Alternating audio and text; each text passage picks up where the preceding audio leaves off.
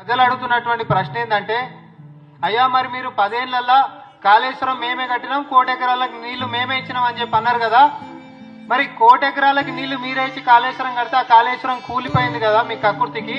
మరి కూలినప్పుడు ఆ 1 కోటి ఎకరాలకు నీళ్లు రావు కదా అనేటటువంటిది ఒక సూటి ప్రశ్న ప్రజలు అడుగుతా ఉన్నారు.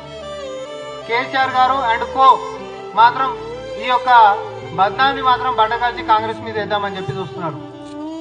నిజంగానే కాళేశ్వరం కట్టి 1 కోటి ఎకరాలకు నీళ్ళు ఇచ్చే వ్యవస్థ దానికి ఉంటే ఈరోజు కూలిపోయింది కాబట్టి నీళ్ళు వస్తలేవు. మీరు కట్టినటువంటిది సుక్క నీళ్లు తోడేటటువంటి పరిస్థితి లేదు, ఒక ఎకరాకి తడిపేటటువంటి పరిస్థితి లేదు రాష్ట్ర వ్యాప్తంగా.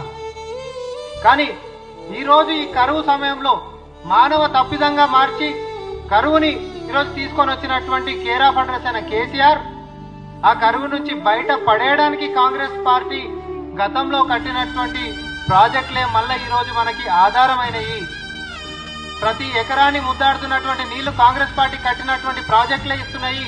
ఈ రోజు ఎండాకాలంలో కూడా నగరంలో ఉంటున్నటువంటి ప్రజానికం యొక్క ప్రతి గొంతుని తడుస్తుంది కూడా కాంగ్రెస్ పార్టీ గతంలో కట్టినటువంటి ప్రాజెక్టుల ఆధారంగానే నడుస్తుంది ఈ రోజు వ్యవస్థ కూడా.